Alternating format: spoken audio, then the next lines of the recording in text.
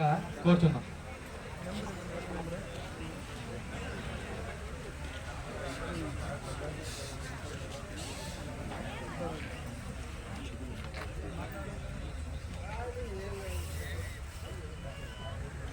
అందరికీ నమస్కారం.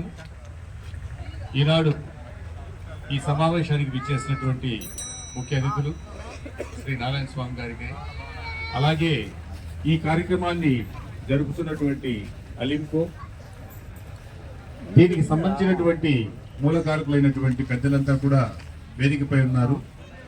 అలాగే ఇక్కడికి మీ యొక్క ఉపకరణాలను తీసుకెళ్లడానికి వచ్చినటువంటి మీ అందరికీ కూడా నమస్కారాలు. నేను జిల్లాలో ఉన్నటువంటి 18 సంవత్సరాల లోపు పిల్లలకు సంబంధించినటువంటి జిల్లా అధికారిని. నా యొక్క అనుభవంలో ఈ 3 సంవత్సరాల్లో నేను గమనించింది ఏంటంటే, చాలా మంది మాకేదో లోపం ఉంది అనేటటువంటి విషయాన్ని బహిర్గతం చేసుకోవడానికి సంశయిస్తున్నారు. ఎందుకు సమాజంలో మేము వాళ్ళకంటే తక్కువ అవుతామనేటటువంటి ఆలోచన ఎప్పుడు పెట్టుకోకండి. దేవుడికి ఒకటే తెలుసు, ఒకటేదో తక్కువ చేస్తున్నారంటే ఇంకొక చోట ఎక్కడో ఎక్కువ ఉంది. ఆ నైపుణ్యం కానీ, ఆ ఆలోచన కానీ, మీకున్న శక్తి కానీ, ఒక చేతిలో లోపం ఉంది అంటే ఈ బలాన్ని కూడా ఇంకో చేతికి ఇచ్చేస్తుంటారు. ఒక కాలిలో లోపం ఉందంటే ఇంకో కాల్లో ఉంటుంది.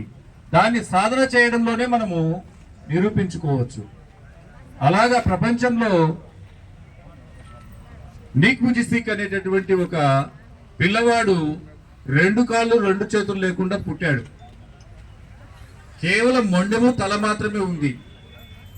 ఆ బిడ్డ పుట్టినప్పుడు చూసినటువంటి తన తల్లి 6 నెలల పాటు పాలు కూడా ఇవ్వలేదు. తన తండ్రి ఏంటి ఇలాంటి బిడ్డ పుట్టాడని బయటికి వెళ్ళి వామిట్ చేసుకున్నాడు, వాంతింగ్ చేసుకున్నాడు. కానీ ధైర్యంగా ఆ బిడ్డను ఏం చేశారంటే, ఇద్దరూ కలిసి, ఆమె నర్సు, ఈయన ఇద్దరు కలిసి ఏం చేశారంటే, ఆ అబ్బాయికి కావలసిన బ్రష్ను ఒక గోడకు అంటించేశారు. అబ్బాయి తన తలతోనే బ్రష్ చేసుకుంటాడు. అలాగా ప్రతి ఒక్కదాన్ని అరేంజ్ చేసి, తనకు ఒక కాలికి ఒక చిన్న దాన్ని ఏమనొచ్చంటే చికెన్ లెగ్ పీస్ లాగా ఉంటుంది, దానికి ఆ పెన్ను తగిలించుకొని రాసేవాడు. ఎప్పుడైతే మనము ఉన్నటువంటి లోపాన్ని పట్టించుకోకుండా మన ప్రయత్నాలు చేస్తామో మనల్ని మించిన వారు లేరు. మొన్నటికి మొన్న కనీసం కనిపించినటువంటి అంధకారంలో ఉన్నటువంటి అమ్మాయి కష్టపడి చదివి బ్రెయిలీ స్క్రిప్ట్ లో రాసి ఐఏఎస్ ఆఫీసర్ అయింది. 11 KB తగిలి మొట్టమొదట మన జిల్లా ఏర్పడినప్పుడు ఉన్న మన జిల్లా కలెక్టర్ గిరీష గారు 9వ తరగతిలో 11 KB వైర్ తగిలి చెయ్యంతా కాలిపోయి చెయ్యిపోతే, నేను స్కూల్కే పోనున్నటువంటి అతన్ని తన టీచర్స్, తన తల్లిదండ్రులు ఎంకరేజ్ చేస్తే చదివి ఐఏఎస్ ఆఫీసరే మన జిల్లా కలెక్టర్ గా వచ్చారు. డాక్టర్లు చేసిన లోపం వల్ల చిన్నప్పుడు రాకూడనటువంటి పోలియో వస్తే మొన్నటికి మొన్న ఉన్న మన జిల్లా కలెక్టర్ శ్రీధర్ చామకూరి ఐఏఎస్ గారు డిస్ట్రిక్ట్ కలెక్టర్ అయ్యారు. ఎక్కడికో పోవాల్సిన పనిలా మన చుట్టూ ఉన్న వాళ్ళే చూస్తుంటే తెలుస్తుంది. నేనేమంటానంటే, మీరు ఆత్మస్థైర్యాన్ని పెంచుకోవాలి.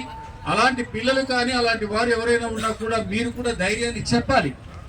అలాంటి ఆలోచన ఉన్నప్పుడు పాజిటివ్ గా ఎప్పుడైతే థింక్ చేస్తామో అప్పుడు మనం సాధించాల్సింది ఎంతైనా ఉంటుంది. మీరు అనుకోవచ్చు, మాకు మధ్య వయసు అయిపోయింది, మేమేం చేయొచ్చని. తప్పు.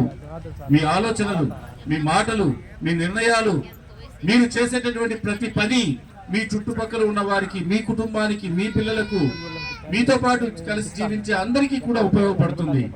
కాబట్టి ఏదైనా మీరు ఈ ఉపకరణాలు సహాయంగా తీసుకోండి. వీటిని అవసరమైనంత వరకే వాడండి. అనవసరంగా వాటిని తీసి మూలన పెట్టుకొని ఇంకొకరికి ఉపయోగపడేదాన్ని మీరు వృధా చేయకుండా ముందుకెళ్ళాలి. ఏదైనా సరే ఒక వస్తువును కానీ, ఒక మనిషిని కానీ విలువగా చూసినప్పుడే వాటి యొక్క స్థాయి పెరుగుతుంది. ఈ ఉపకరణాలకు కొన్ని కోట్ల రూపాయలు కేటాయిస్తోంది ప్రభుత్వం. ఈ ప్రభుత్వంలో ఇప్పుడు దాకా మన రంగారెడ్డి అన్నట్టు ఏం చెప్పారు, ఈ ప్రభుత్వంలో 3,000 ఉన్నటువంటిది 5,000 అయింది, 5,000 10,000 అయింది, 10,000 15,000 అయింది. కానీ మొన్ననే నేను మంత్రి గారికి కూడా విన్నవించాను, ఒక రిక్విజిషన్ లెటర్ ఇమ్మన్నారు. ఏవైతే పెరిగాయో అవన్నీ వచ్చే వాళ్ళకు, ముందు వచ్చే వాళ్ళకు వస్తున్నాయి. కొత్త వారికి కొత్తగా సదరన్ సర్టిఫికేట్ వచ్చి వారికి రాని వాళ్ళకు ఎవరెవరు ఉన్నారు వాటి డీటెయిల్స్ అన్ని మొత్తము ఒక లెటర్ రూపంలో నాకు ఇమ్మన్నారు.